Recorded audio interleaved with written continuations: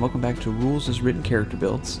My name is Zach, and on this channel I make character builds for 5th edition Dungeons & Dragons, trying to strike a balance between theme and combat capabilities. Back when I released my Super Saiyan Paladin video, I promised everyone that I would next be making a Deathknight character build. However, that didn't end up being the direction I took the Ranger. Instead, I went with a monk multiclass and created a Witcher type character. But this week for our Warlock build, I thought it might be about time to go back to that warrior of plague and pestilence, the Deathknight. And since I'm going to be multiclassing this with Paladin, I thought it might be fun to try and mirror the story of everyone's favorite Paladin turned Deathknight, Arthas Menethil. For the way this build is going to look, I want to make him play like a mounted knight, like how the Deathknight hero character plays in Warcraft 3. We're going to be using the Undead Patron Warlock and the Oathbreaker Paladin, focusing on melee attacks using our charisma and trying to stack as much extra damage on those attacks as we can. So let's get into the build. Now obviously Arthas is a human, so we're going to be going with human for our species. This will give us an additional origin feat, and we're going to take Magic Initiate Wizard, choosing charisma for our spellcasting ability. For our 2 cantrips, we're going to take True Strike, make 1 attack with the weapon used in the spell's casting. The attack uses your spellcasting ability for the attack and damage rolls instead of strength or dexterity. If the attack deals damage, it can be radiant or the weapon's normal damage type, your choice. The attack deals extra radiant damage when you reach levels 5, 11, and 17. Since we will eventually be able to attack with our charisma via the Warlock Pact of the Blade, I don't want to have to invest in strength for these early paladin levels, so using this cantrip, we're going to be able to attack with our charisma right away. We're taking friends, since we'll be a charisma build, grabbing advantage on some checks here and there is going to prove pretty useful. For our first level spell, just take shield. It's nice to have a good defensive reaction ability. For our ability scores, we'll obviously be prioritizing charisma and also constitution to make sure we have a nice pool of hit points. We're also going to need a little bit of strength for our heavy armor requirements, as well as the paladin multiclassing requirements. So for our strength, 13, dexterity 8, constitution 15, intelligence 10, wisdom 10, and charisma 15. For our background, we're going to go with Knight of the Order, a background about a group of knights who swear oaths to achieve certain goals or uphold certain principles. Let's call this order the Silver Hand. We'll increase our charisma by +2 and our constitution by +1, and we'll take the tough feat for an extra 2 hit points per level. Now let's take a look at the roadmap for this build. Levels 1 through 5 are going to be Paladin levels 1 through 5.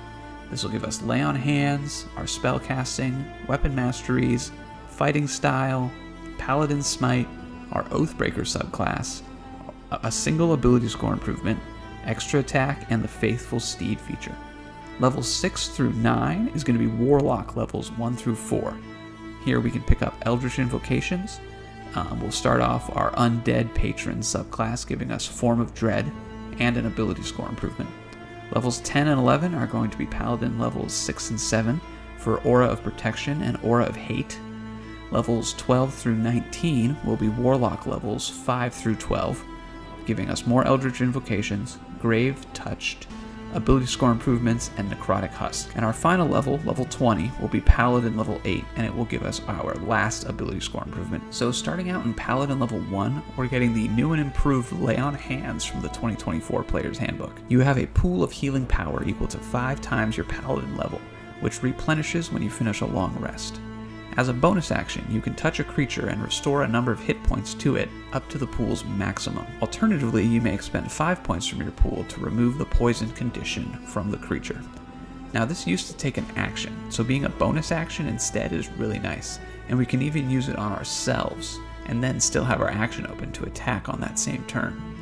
We also get our spellcasting at level 1, and since we're a paladin, we'll use most of our spell slots for smites, but also keep Shield of Faith in your back pocket, as well as Divine Favor, which we'll be using later as we get more attacks. For our weapon masteries, we are selecting the Maul and the Greatsword. For now, we'll use the Maul since we're a paladin. This has the Topple Master property. If you hit a creature with this weapon, you can force the creature to make a Constitution saving throw. On a failed save, the creature has the prone condition. The DC is calculated with the ability score which was used for the attack. And once we become a Deathknight, we're going to swap our Maul out for our Rune-Blade and use Greatswords, which has the Graze Mastery property. If your attack roll with this weapon misses a creature, you can deal damage to that creature equal to the ability score modifier used to make the attack roll. This damage is the same type dealt by the weapon, and the damage can only be increased by increasing the ability score modifiers. These two properties are pretty fitting for Arthas at those specific points of his journey. At first, a Paladin is more interested in incapacitating opponents, not always seeking to kill, just get them out of the fight, whereas a Deathknight would rather deal damage any way it can. Character level 2 gets us our fighting style.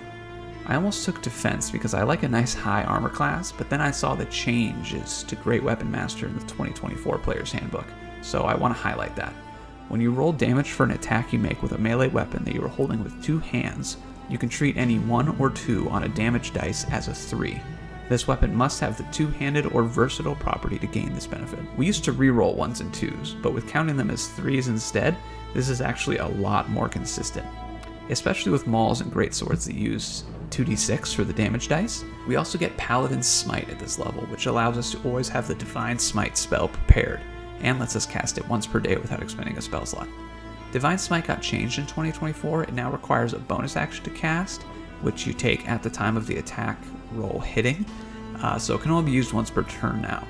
Definitely a nerf. Dual wielding and Polar Master Paladins are going to be a lot less effective now, but since this build doesn't have a bonus action attack, I kind of like this version of it because it fills that bonus action slot for us. Character level 3 gets us our subclass, and it's at this point that Arthas will be breaking the oath that he took to the Silver Hand, choosing to burn Stratholme to the ground rather than attempt to save its citizens. So we are taking Oathbreaker. This gets us 2 new uses for our channel divinity. Control Dead. As an action, you target 1 undead creature you can see within 30 feet of you. The target must make a wisdom saving throw. On a failed save, the target must obey your commands for the next 24 hours, or until you use this channel divinity option again.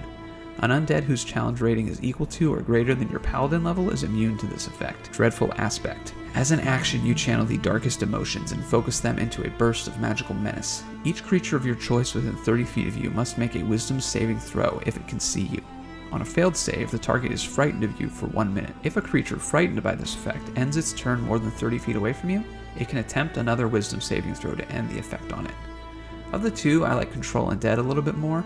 A little undead minion is very on brand for a Deathknight, especially if we're talking about the Wrath of the Lich King Deathknights from World of Warcraft, always having that little ghoul with them. We will be going 8 levels in Paladin by the end of this, so we won't be able to get the really high CR undeads like mummies and liches, but at this point we can already get a white, and eventually we'll even be getting things like Revenants, Banshees, and even some of the weaker vampire types. Character level 4 gets us our first ability score improvement. We're just going to take the ability score improvement feat, increase our charisma by +1 and our strength by +1, giving us an 18 and a 14 respectively. In regards to our heavy armor, we currently meet the strength requirement for chainmail. However, both splint and plate require a 15 strength, so if we wear those, we suffer a 10-foot movement speed penalty. That being said, we do get our mount next level, so if you happen to get some better armor before you get your strength up to 15, you won't really notice the lower movement speed thanks to the fact that you'll be riding a horse around. But just wanted to point that out in case you do have plate at this level. When you're unmounted, you're going to be 10 feet slower. At character level 5, we'll get extra attack and Faithful Steed. Now, even though we have extra attack, we still don't have a way to make our attacks with charisma. So we can either make 2 strength-based attacks with our Maul at +5 to hit, dealing 2d6 + 2 each, or we can cast True Strike and attack with our Maul at +7 to hit, dealing 3d6 + 4 damage in total. Now, as for Faithful Steed, this is when we can start using Arthas' iconic steed, Invincible. You can call on the aid of an otherworldly steed. You always have the Find Steed spell prepared. You can also cast this spell once without expending a spell slot, and you regain the ability to do so when you finish a long rest. Now, Find Steed lets us summon a mount. Its form is our choice, a horse, a wolf, a moose, whatever we want. For now, we'll go with a warhorse, but once we become a Deathknight, we'll change it to like a skeletal warhorse or an undead warhorse. The mount also has a feature, Life Bond. When you regain hit points from a level 1 or higher spell, The steed regains the same number of hit points if you're within 5 feet of it. Now this only affects spells, so features like Lay on Hands won't count. So we can choose the creature's type, which gives it a once per long rest bonus action it can take, and it can even take these bonus actions while mounted, even though a controlled mount is limited in the actions it can take. It's not limited in the bonus actions it can take. So these options are Fell Glare for the Fiend type. One creature within 60 feet that the steed can see must pass a Wisdom saving throw or be frightened until the end of your next turn. Fey Step, Fey only. The steed teleports, along with its rider, to an unoccupied space of your choice up to 60 feet away from itself. And Healing Touch, Celestial only. One creature within 5 feet of the steed regains a number of hit points equal to 2d8 plus the spell's level. I think I like Healing Touch the most. Even when we are a Deathknight and we're using a Skeletal Warhorse, I think I would still go with Celestial. The steed can also attack, but only while it's unmounted, so for the most part it's better to just use it as a mount and gain all that extra movement speed. For now, that's all the Paladin levels we're going to take, and now we're going to be heading into Warlock for a bit. Character level 6 starts us in our Warlock journey, and we're here for the Eldritch Invocations. We start off with just one, and we're taking Pact of the Blade. As a bonus action, you can conjure a simple or martial melee weapon, or bond with a magical weapon you touch. Whenever you make an attack roll with the bonded weapon, you can use your Charisma modifier for the attack and damage rolls.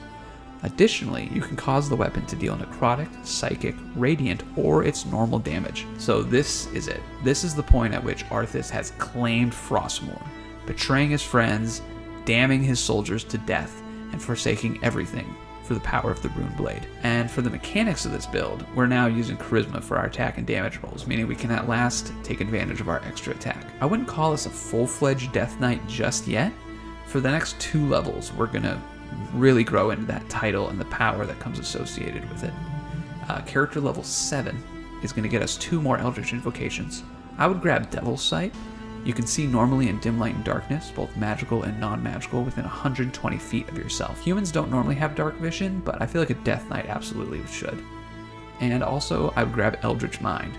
You have advantage on Constitution saving throws that you make to maintain concentration. We have a few good concentration spells already that we can be using with this build.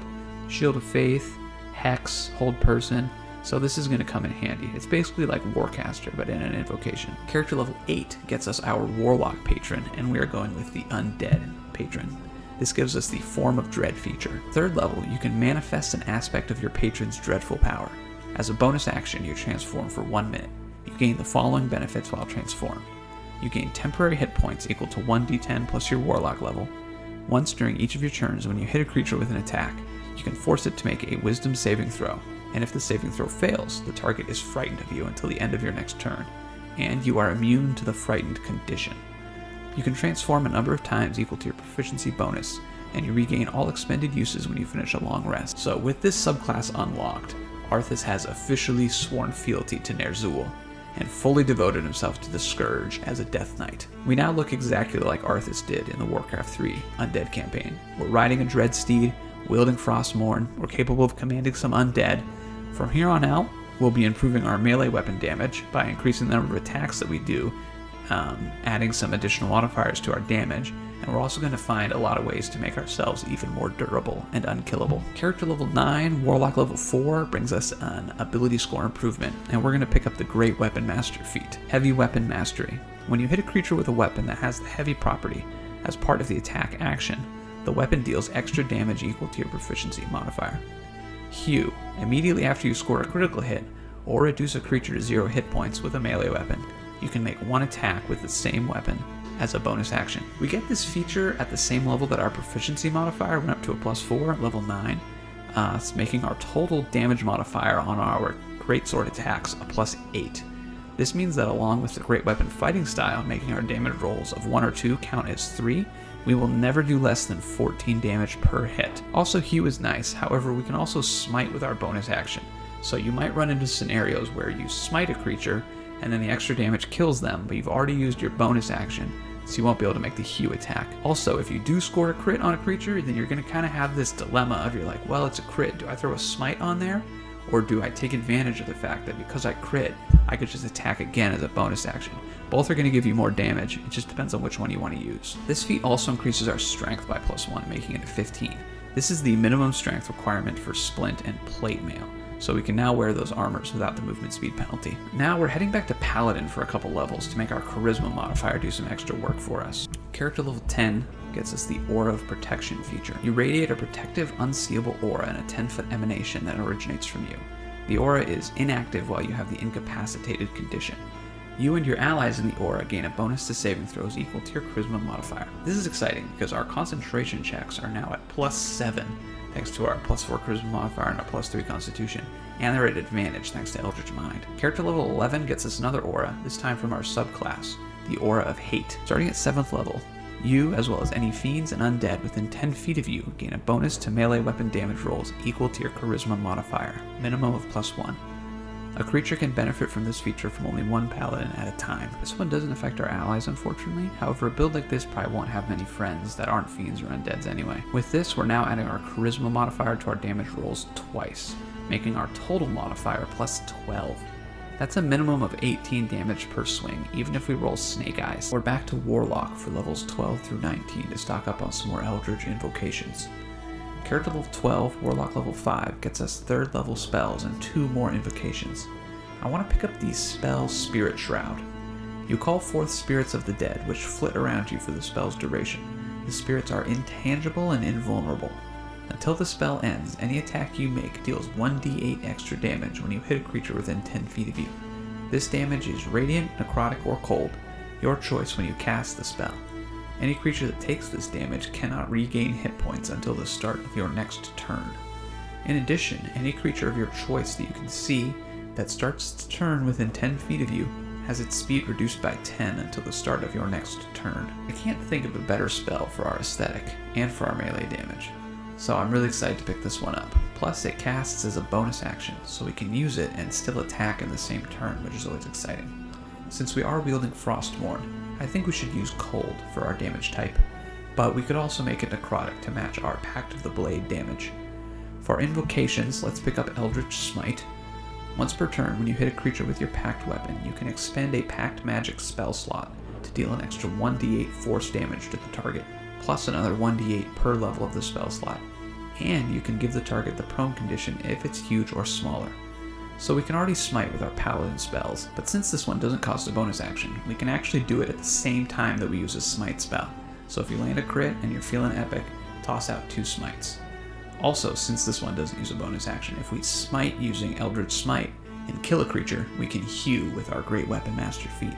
We're also going to pick up Thirsting Blade, which lets us extra attack with our Pact weapon, but we already have extra attack, so this isn't going to do anything for us now, but it is a prerequisite for later invocations, so we have to take it.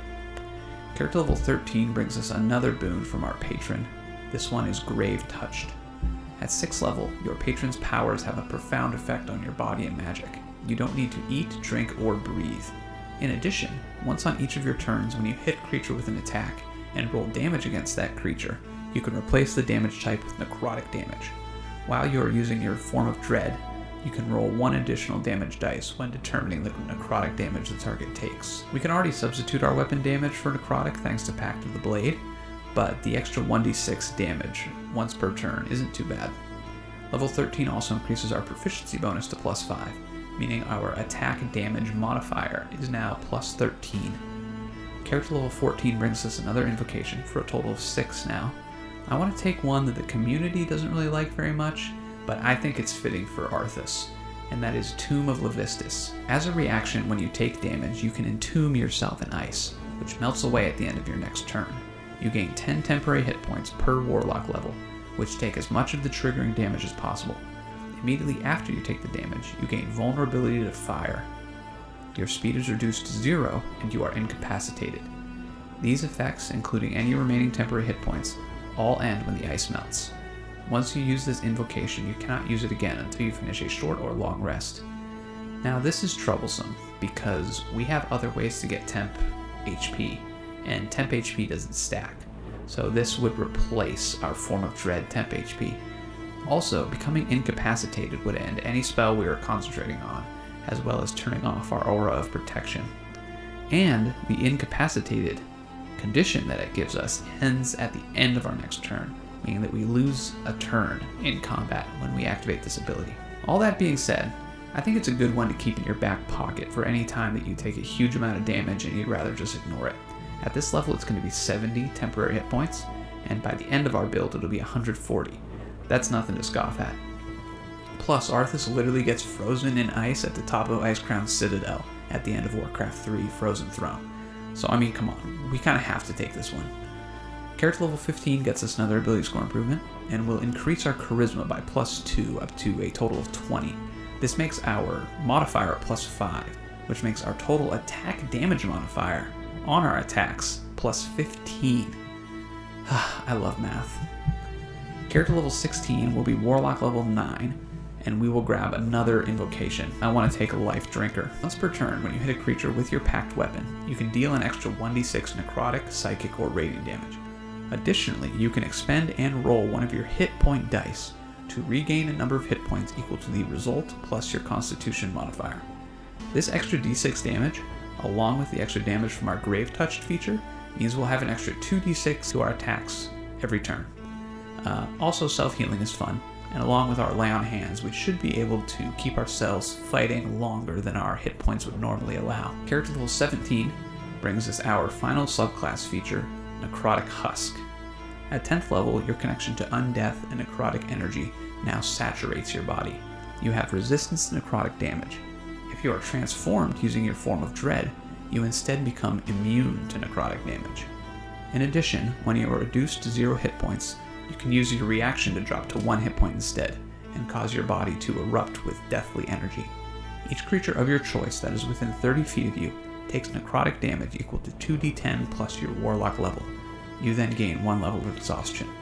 Once you use this reaction, you cannot do so again until you finish 1d4 long rests. The recharge period on this ability is pretty long, but avoiding death for free is nice. Our subclass also gives us Death Ward in our extended spell list.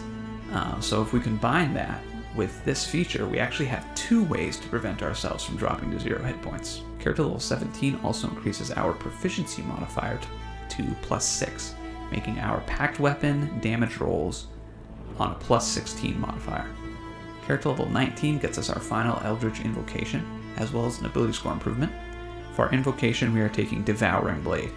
The extra attack of your Thirsting Blade invocation confers 2 extra attacks rather than 1. There we go. This is what we were building so many Warlock levels for. 3 attacks in 1 action, each with a greatsword that has a damage modifier of +16. Our ability score improvement, since we're now level 19, we are eligible to take epic boons, and I have one in mind. The Boon of Fortitude. Ability score increase. Increase 1 ability score of your choice by 1 to a maximum of 30. Fortified Health. Your hit point maximum increases by 40. In addition, whenever you regain hit points, you can regain additional hit points equal to your Constitution modifier. Once you regain these additional hit points, you cannot do so again until the start of your next turn. We are of course increasing our Charisma to 21, and the extra healing is going to be really nice when paired with our bonus action healings through Lay on Hands, our Fine Steed's Healing Touch, or our Life Drinker Hit Dice Heal. We should be able to reliably heal ourselves pretty much every single turn. I like this with Lay on Hands especially, because with Lay on Hands we can expend as little as 1 point from our pool, but that 1 will still get a Constitution modifier added to it, so you can expend 1 point from your Lay on Hands pool and heal for 4 hit points. That is potentially improving our Lay on Hands pool by as much as 4 times the amount. Also, an extra 40 hit points is really good. We already have the Tough Feat giving us an extra 2 hit points per level, so this is kind of like that same effect a second time. We'll put our final level back in Paladin for another ability score improvement, which, because of our level, means we can take another epic boon. We are going to be taking the Boon of Recovery. This will give us another ability score increase 1 ability score of your choice by 1 to a maximum of 30.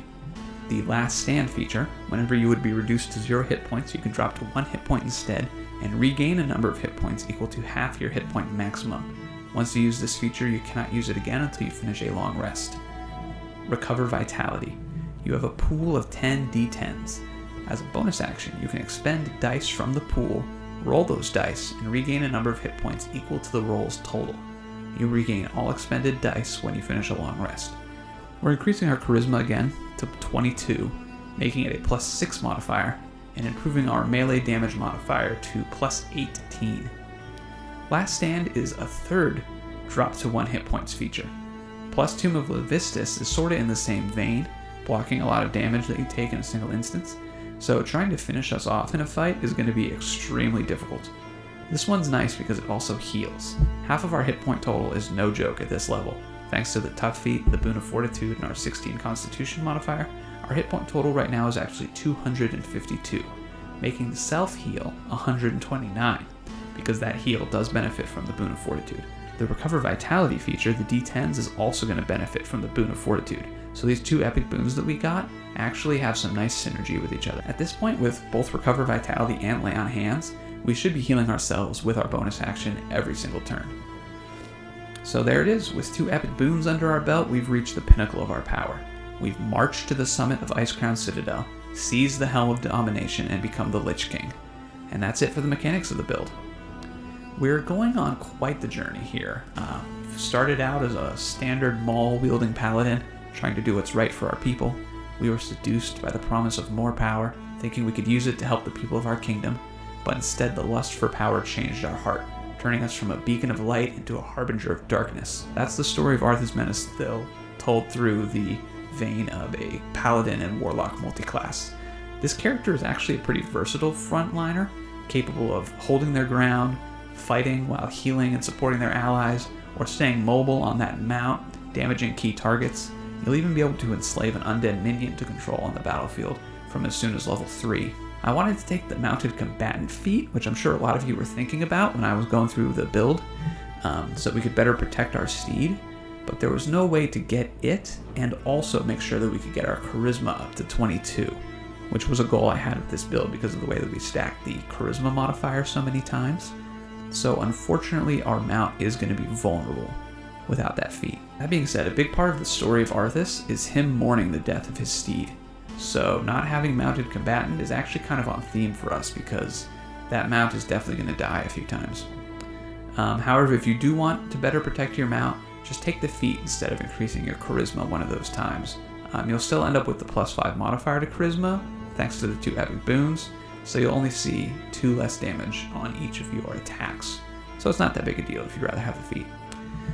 Once we pick up Great Weapon Master and then Aura of Hate, our melee attacks are going to be especially deadly with this build. And then as we level up in Warlock, our subclass gives us a lot of good tanking abilities, a reliable source of temporary hit points, 2 ways to avoid dropping to 0 hit points. So along with that good melee damage, this build is also very survivable. At every point in this build, we're going to have a form of bonus action self-buffing, whether it's the Shield of Faith spell, Divine Favor, our form of Dread, the Spirit Shroud spell, so we can always have that power-up moment in the middle of a fight, which, I mean, if you've seen this channel before, you know that I love those power-up moments. And since Divine Favor doesn't require concentration, it stacks with Form of Dread and Spirit Shroud, so we can even do multiple turns in a row powering up on our bonus action for those longer combat encounters. The self-healing is also exceptional for the Deathknight. Lay on Hands, Life Drinker, Boon of Recovery. The longer a fight drags on, the more likely we're going to win, because as everyone else is taking damage, we are consistently healing throughout the entire combat. So all in all, this build is going to be great for a player who's looking for a character who is extremely self-sufficient, very dangerous, very durable, and very mobile. Pretty much a character who can do it all, except ranged DPS. There is undoubtedly an evil air to this build. I don't think there's really any way to twist this aesthetic to make it seem heroic. You're not going to be able to like walk through town center and have commoners be glad to see you. The best you could go for is kind of like an anti-hero who's accepting all this power and darkness with the intention of helping others. But even then, the Undead Patron is probably going to be calling on you to do some pretty evil stuff to fulfill your end of the Warlock bargain. But if you're playing in a villainous campaign, or even if you're a DM watching this video and looking for a build for your main villain, the Deathknight is going to fit the bill perfectly. Well, that's everything. Thanks for watching till the end, everyone. I'm usually averse to the Paladin Warlock multiclass because it's sort of the poster child of OP multiclasses, but with the right aesthetic, I can fall in love with anything. Any class combo, any combination of abilities, as long as your theme is on point, I'm here for it. So let me know what you guys thought of the build in the comments down below. I think this is one of the stronger character builds I've put out so far, so I'm pretty excited to see what everyone has to say about it. Next week, we're going to be finally finishing off our journey through all 12 classes, with the Wizard class. I'll be making a quarterstaff wielding Bladesinging Tortle character, so make sure to come back and check that out. Subscribe for more Dungeons & Dragons 5th edition combat, and that's it. Talk to y'all next week. Thank you.